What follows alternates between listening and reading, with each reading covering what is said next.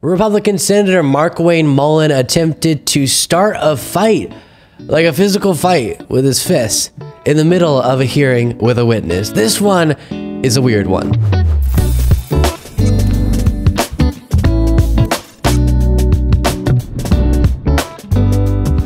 A hearing in the Health, Education, Labor, and Pensions Committee got completely and totally out of control. Republican Senator Markwayne Mullin is not a friend of Teamsters President Sean O'Brien. They've had a number of intense confrontations. We'll look at one of those flashbacks in just a little bit. Sean O'Brien, of course, advocating for a union, and Senator Markwayne Mullin, like many Republicans, being very against unions. Well, it got more heated than it ever has in the past, this time with a United States Senator, Markwayne Mullin, challenging Sean O'Brien to a fight right there in the hearing room in front of everybody. And Bernie Sanders had to prevent it from going down. One of the weirder clips we've looked at in a very long time. And by the way, it's not the only potential physical confrontation that happened because of Republicans today. We'll talk about that a little bit later. So here it is. Big tough guy. I'm a big boy and need to compensate for something. Markwayne Mullin at the hearing today. Everybody knows this here. And the last time, him and I kind of had a back and forth. Appreciate your demeanor today. It's quite different. But after you left here, you got pretty excited about the keyboard. In fact, you tweeted at me 1, 2, 3, 4, 5 times. And let me read what the last one said. It said, "Greedy CEO who pretends like he's self-made." Sir, I wish you was in the truck with me when I was building my plumbing company. Myself and my wife was running the office because I sure remember working pretty hard and long hours. Pretends like he's self-made. What a clown. Fraud. Always has been, always will be. Quit the tough guy act in these Senate hearings. You know where to find me. Any place, anytime, cowboy. Sir, this is a time, this is a place. If you want to run your mouth, we can be two consenting adults. We can finish it here. Okay, that's fine. Perfect. You want to do it now? I'd love to do it right now. Well, stand your butt up then. You stand your butt up. Oh, hold on. Big No, guy. no, stop it. Is that your solution every Hold it. No, sit down. Sit down. Look at you. You know, you're a United States Senator. Sit down. Active. Oh, okay. Sit down, please. All right. Can I respond, Mr. Hold Chairman? it. Hold it. If Hold we on. can't, no, This is I have what the he mic. said. I'm sorry. This is Hold what it. he said. You'll have your time. Okay. Can I respond? Oh, no, you can't. This is a hearing. And God knows the American people have enough of contempt for Congress. Let's not I don't make like it worse. thugs and bullies. And that's what- I don't like you because you Hold just it. described yourself. Hold it. You have the mic. Yeah. You have time. All right. Make your statement. You just can't not love Bernie in that clip.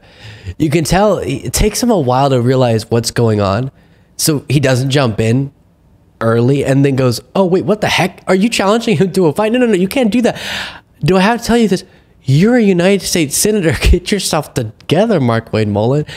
My goodness. Now, I'll note that while I agree with Sean O'Brien much more on the substance of what is being discussed, I'm incredibly pro-union, he's also getting a little bit too much into the tough guy act, especially on social media. Can we just talk about policy and not make this about who could beat who in a fight?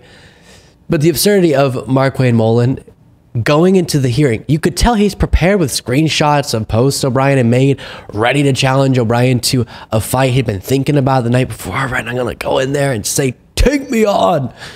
It's pretty remarkable. You wish everyone could act like an adult, you know. I've always, by the way, been baffled. I think we talked about this last time that Mullin and O'Brien had a back and forth by this desperate need from some guys to make everything about a show of physical dominance when it just doesn't fit the context of the situation. We're talking about unions. What's going on? Why is this now what we're talking about? And this happened to me at Trump rallies, for example, where there's a political debate going on and it gets sort of heated. And I had one guy say to me, "You're just a kid. I could take you down if I wanted to." Okay, then you'll still be wrong about the election. I don't know how that fits into what we're talking about. And it's the same thing here. I'm way more right on my hatred for unions, Markwayne Mullin says, because I could take you down right here, right now. Just doesn't seem logical in my brain, but Who knows? I mentioned they've gotten into it in the past. Here was their last back and forth at one of these hearings. Yeah, what job have you committed, or have you started? What job have you created? One job, other than sucking the paycheck out of somebody else that you want to say that you're trying to provide because you're forcing them to pay dues? And No, we don't force anyone. Senator, you've asked the You're question. out of line, Let him man. answer the Actually, I haven't, question. and don't tell me I'm out You of line. are out of line. Don't tell me I'm out of line. Well, you frame, don't tell me. I'm you frame the statement You need like to a shut tough your guy. mouth Yeah. because you don't know You're what gonna you're tell me to talking shut my about. mouth? Yes, Yeah. I did. Hold it. Yeah. Hold it. Yes, I Tough did. guy. I'm not Senator, afraid of physical. Senator, You don't have hold to be, it. but don't sit there and tell me I'm out of line. Senator, you made a statement. You asked the question. I didn't ask a question. You did it. You did. I answered the question. You asked the question about how much Well, it was money you made. rhetorical. Let him answer. It was a rhetorical Well, question, you may think it's rhetorical. It was Sounded to me rhetorical. like a question. Let him answer the question. I'm not yielding my time to him. So if you're going to let me keep my time, that's fine. You'll have your time. Let him. You ask your a question. He has So- a right to answer that. As far as my salary goes, my salary, if you follow me around, I actually look at this building. I bet you I work more hours than you do. Twice as many hours. That's impossible. But No, that's true. Sir, you don't even know what hard work is. You Secondly, wanna follow my schedule, Secondly, I'll do it in a minute. So again, weird, insecure sort of moments like that don't actually give us value in these discussions. Let's talk about how unions on average improve pay, benefits, workplace conditions. Let's talk about how we need to balance the power scale between executives and workers. Let's talk about all these different meaningful debates. And if Markwayne Mullin wants to, like an adult, argue his side of that argument, fair enough. But tantrums like this get us nowhere. Now I want to show you Republican Congressman Tim Burchett accusing Kevin McCarthy today of elbowing him. I guess trying to hurt him because of, I assume, anger towards Burchett for voting to oust him a few weeks ago. Before getting into that, though, let me break down just so we feel like we've updated ourselves today on the goings-on of the funding battle, on what's going on with a potential government shutdown. So really quickly, the short version is new Speaker of the House, Mike Johnson, is trying to avert a government shutdown. Yes, we're having this conversation again. You might remember they previously passed, I think it was a 6-week extension. So we're at the end of that. Now the government will shut down if they don't agree to something before they leave for the Thanksgiving break. Johnson, despite his cuckoo MAGA beliefs, likely doesn't want a government shutdown on his hands, so he put forward a 2-part continuing resolution that would once again extend funding for the government at 2022 levels into January, February, and then this will all happen again until they can actually agree on a budget. And this makes the hardliner part of their party unhappy. They want big cuts, they want huge concessions from Democrats, so they're calling Johnson out. The Freedom Caucus, for example, has announced they are against this proposal. So once again, we're in a situation that got Kevin McCarthy into trouble where the Speaker of the House is going to try to work with most of his party, excluding the hardcore hardliners, and then also work with Democrats to avoid a government shutdown. And likely it's going to cause rage from the hardliners who want to get a bunch of programs gutted and get every one of their wish list items every single time this debate comes up. So we'll see how it all plays out. There it is, your update on what's going on in Washington on funding. With that being said, back to the physical confrontations. While this is being debated, Tim Burchett is out telling CNN, as a reminder, he's one of the people who voted to oust Kevin McCarthy, that he has an announcement for the world. Kevin McCarthy came for his kidneys. Yeah, there's been apparently a tense interaction in the Capitol hallways with Congressman Tim Burchett, who is one of the 8 Republicans who voted out Kevin McCarthy from the speakership, and apparently had a bit of a dust-up in the hallways himself with Kevin McCarthy. And I have Congressman Burchett with us here right now. So, Congressman, explain to us what happened with you and Kevin McCarthy. Well, I was doing an interview with Claudia from NPR, a lovely lady, and when she was asking me a question, and at that time I got elbowed in the back, and it kind of caught me off guard because it was a clean shot to the kidneys, and I turned back, and there was Kevin, and I for a minute I was kind of, what the heck just happened? And then I chased after him. Of course, he's as I've stated many times, he's a bully with $17 million in a security detail. You know, he's the type of guy that when you're a kid would throw a rock over the fence and run home and hide behind his mama's skirt, and he just, you know, he from behind, that kind of stuff. that's not the way we handle things in East Tennessee. If we have a problem with somebody, I'm going to look them in the eye and talk to them. Okay, so he walked down the hallway, hit you in with his elbow. Yeah, you can go on Claudia's Twitter account. It pretty much, or X account. It's very accurate. But, okay, so then just explain. So you chased him? What do you mean you chased him? I just ran after him. I was like, what the heck? Why'd you do that? Because it was, like I said, if you've ever been hit in the kidneys, it's a little different. You don't have to hit very hard to cause a little bit of pain, a lot of pain.